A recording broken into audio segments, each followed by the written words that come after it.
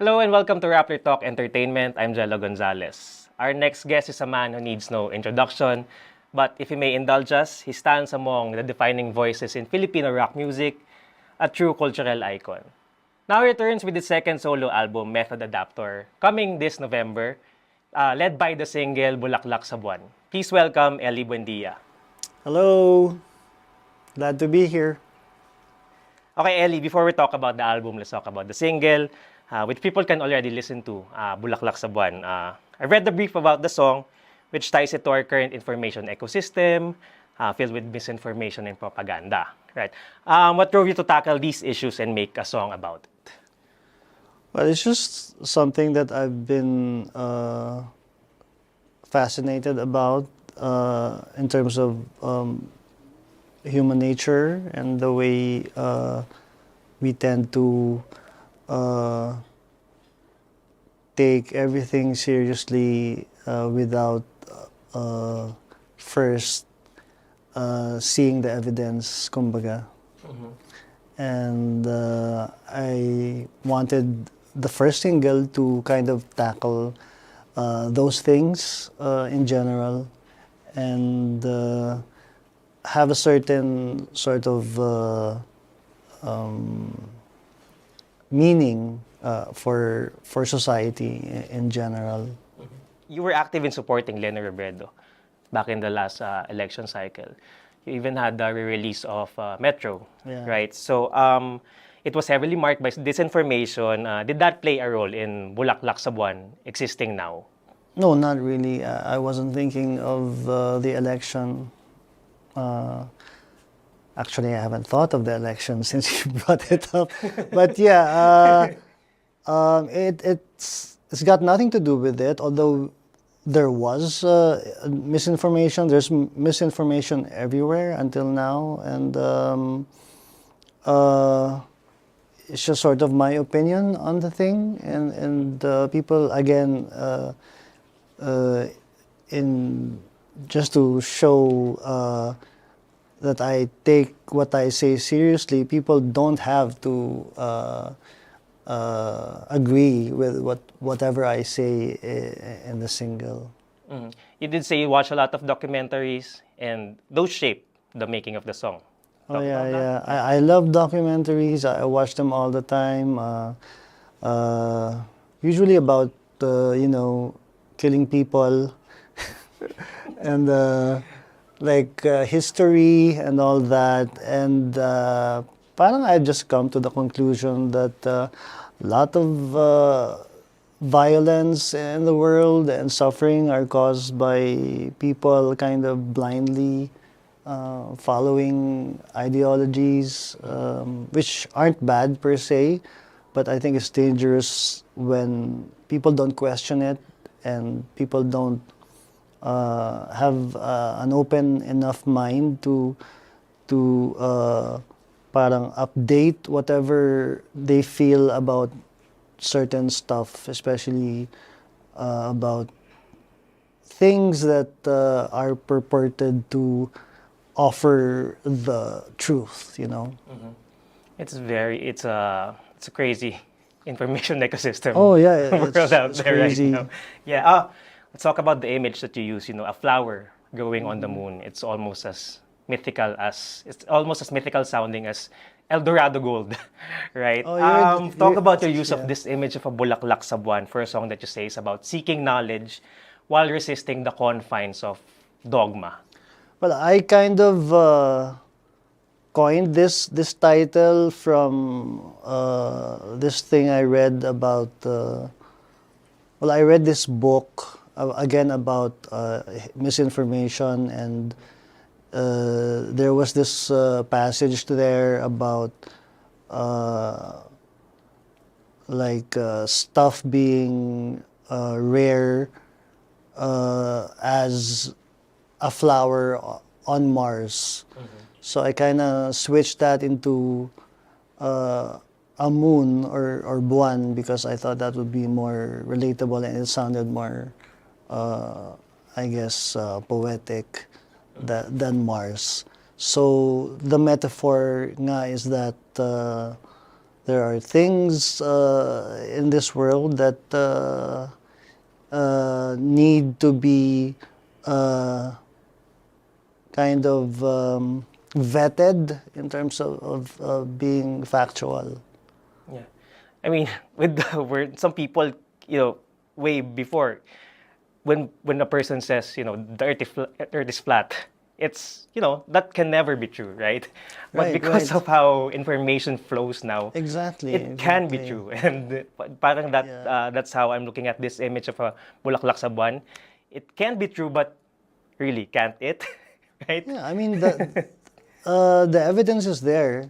I mean, from even the Renaissance people already know that the world is not flat, and yet still here we are in the 20th century, and people still cling to the fact in their minds. So it's a very uh, slippery slope when it comes to people believing things that are uh, parang in alignment with what they believe in as what reality should be.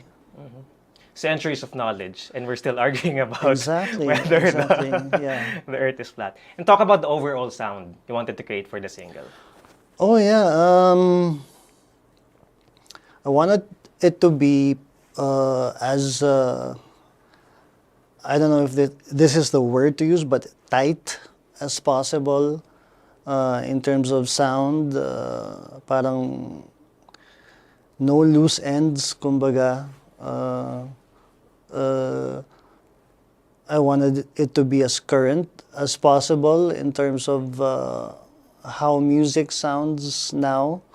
Uh, para lang people don't get thrown off by the sonics of it, so that they can concentrate nga on they'd be focused on what the song is saying, and Okay. yeah. Why was Bulaklak Sa Buwan chosen as the lead single? I mean, how does it tie in with the rest of the album? I just threw it out there because it's something that I wanted to say, and I made sure na parang it's again it doesn't sound like this is what I feel should be what the world is. Parang it's not fact. I mean, anyone can parang glean any meaning that they want to from it. So it's kind of open in a way, but also I wanted to make people kind of also think about the song they're listening to. Na parang there's a participation on their part na just by parang thinking, oh, what does this title even mean? To me, that's the mark, I think, of at least for a first single. I see. Okay. The last time you really put out a full solo album was in the year 2000 with Wanted Bed Spacer. But in recent years, you've been putting out collaborations with the Itchy Worms, Cheats, and more than a decade ago in Love and War with Francis M. It's been 24 years. People can examine your work and see how you've evolved as an artist. But in your own words, how do you think you've changed in that span of time in terms of how you approach inspiration and create things? Well, that's what I tried to find out actually with this album. I think that's the reason why I was so parang inspired by it, recording again and writing songs again. You might say that I did have some sort of identity crisis as an artist and musician, because the after the breakup of the Heads, there was just a lot of noise with regards to what an Ely Buendia song should be and how it should sound like. And it was hard to filter all that. So I had to adapt a methodology in my creative process. That's why I found it easier to work in genres. Like for Pupil, it was modern rock at the time. So that was the limit I set for myself. Na you can only write songs that parang lend itself well to this genre. Same thing with the Octaves, which was parang country, rockabilly, and the same thing with Apartel, which was R&B, funk, soul. So that made it easier for me to sort of filter whatever kind of process I needed in order to write a song, which is also why I guess it took a long time for me to come up with solo material. Maybe also because of the pressure of coming up with again an Ely Buendia song, and this album kind of is me trying to find out who am I as a musician, as a songwriter. Okay. How did you deal with that? You said pressure to come up with this. You as a solo artist, right? Yeah. Well, I don't know how really, but the main, I think, drive was that I was just really curious on how the songs I had piled up over the years would sound like. And that was enough for me to start working on them.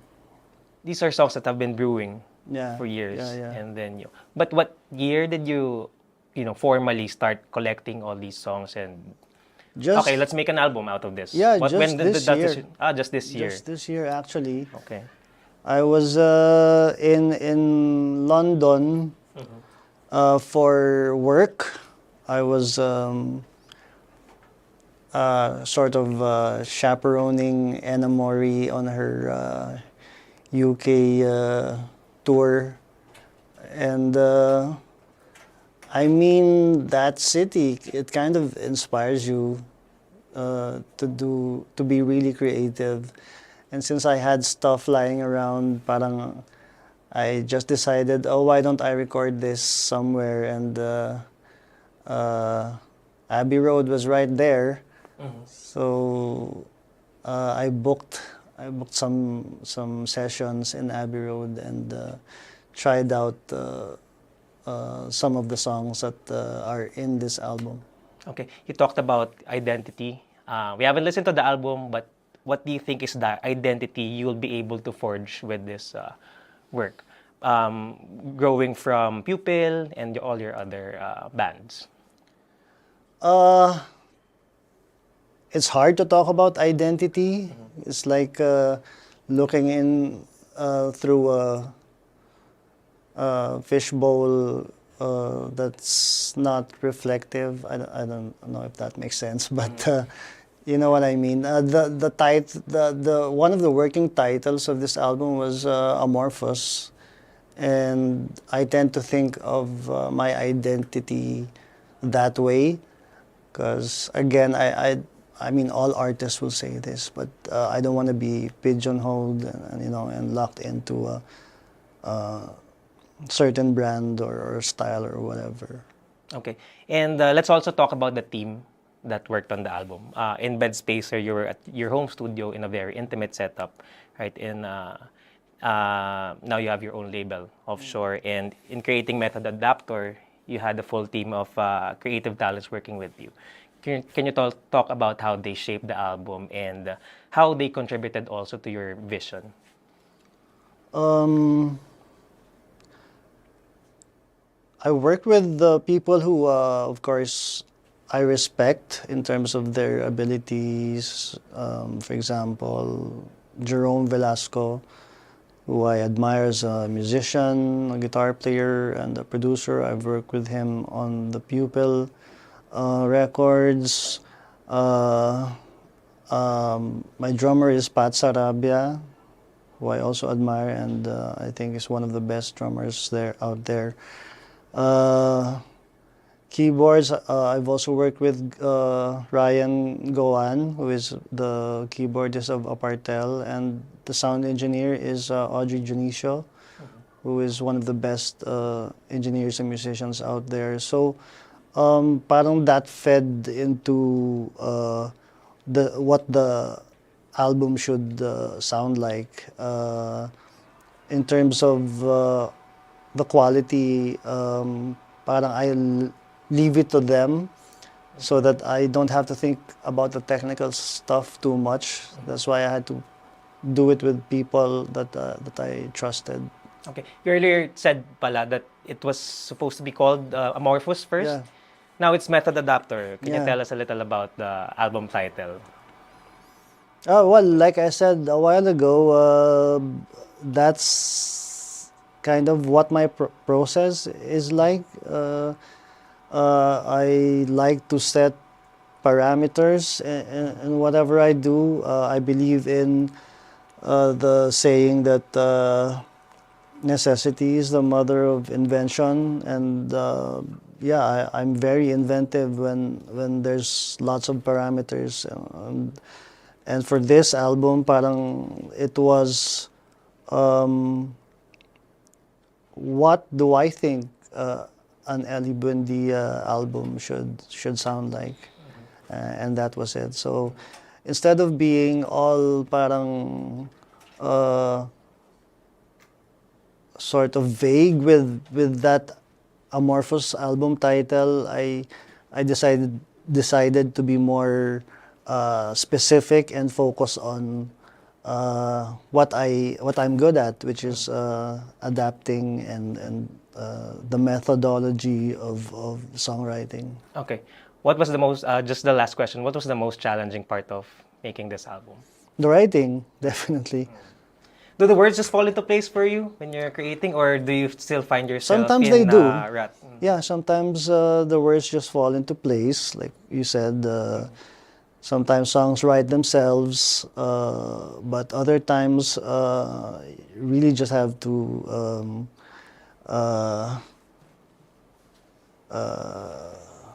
squeeze it out of you, like in Bulaklak Sa Buwan, because that song had a very, very strong melody, and I didn't want to stray from that.